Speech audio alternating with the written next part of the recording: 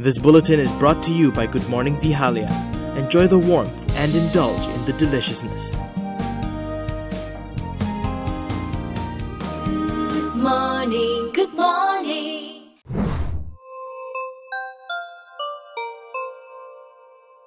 Hi and good evening, ladies and gentlemen. Yesterday evening, the Deputy Inspector General of Police Noor Rashid Ibrahim talked a little about the items that were seized from the raids conducted several months ago at properties and residences linked to former Prime Minister Najib Abdul Razak. Over R1 billion in luxury items and cash were hauled out by the truckload during the raids that took place over several weeks. Pihak AMLA yang menjalankan siasatan dalam kes penggubahan wang haram ini belum menerima sebarang tuntutan resmi daripada mana-mana pihak yang terlibat. Hey, seriously, nobody wants to claim their share of 10 figures worth of swag and cold hard cash? Well, apparently there was a claim as far as the lawyers representing Najib's wife Rosmah Mansor are concerned. Iskandar Shah Ibrahim, one of Rosmah's lawyers, said that they had made an official request to claim items belonging to Rosmah and her children since July. He then told Malaysia Kini that the police declined their request under the pretext that the seized items were still under investigation. Iskandar also said that the police are yet to summon Rosmah to record a statement on the confiscated items. Remember yesterday we mentioned that when veteran lawyer Muhammad Shafi Abdullah was arrested, he had to surrender not one but 2 passports when he was charged? Yeah, about that. No. Shafi doesn't have a passport from St. Kitts and Nevis. That's Joe Low, completely different person. Shafi's second passport on top of his regular red passport was a diplomatic passport issued by the Foreign Affairs Ministry when Shafi was appointed Ambassador at Large for Human Rights in 2016. According to Immigration Director General Mustafa Ali, although the passport is still valid, Wisma Putra issued him with a letter last month informing him that he can no longer use the document as he no longer holds the position. Shafi was nabbed by MACC officers at the Subang Sky Park Airport yesterday morning at 6 a.m. He was then hauled to court where 4 charges were pressed against him.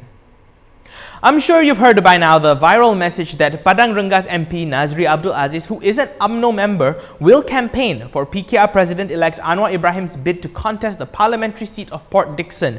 This is not fake news. He actually told Malaysia Kini that he's serious about it.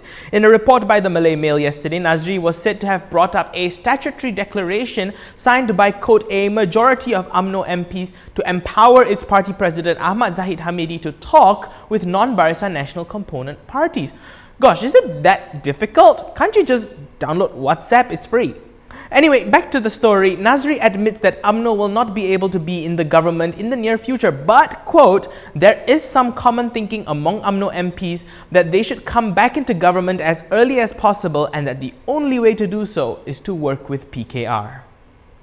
Bukit Gelugor MP Ram Karpal Singh also got wind of this and has warned Anwar that accepting Nazri's offer to campaign for him would be counterintuitive and cause Anwar to lose some of his support base. Ram Karpal explains that it would be wrong for both PKR and Pakatan Harapan as a whole to embrace Nazri, whom in his eyes has an ulterior motive for extending his assistance. Nazri responded to this saying that if Pakatan Harapan is willing to work with Prime Minister Dr. Mahathir Mohamad, they can work with the devil. He then told Ram Karpal not to be a hypocrite. When asked about Nazri's loyalty, he said that he will, quote, never leave UMNO. Malaysia's first multi-grains brand. The champion is Good Morning.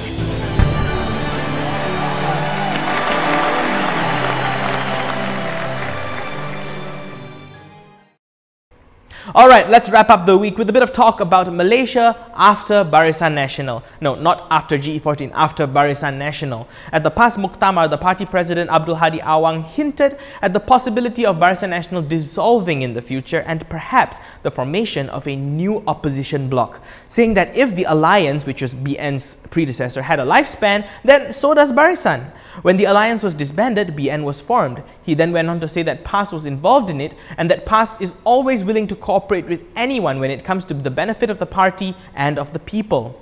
Now, this is coming from a party that has had a rocky past themselves, falling in and out of coalitions for decades on end. If you want a more complete history of PAS prior to GE14, you can look for our episode of Wikipedia called PAS's Unromantic Past at the link below on the screen.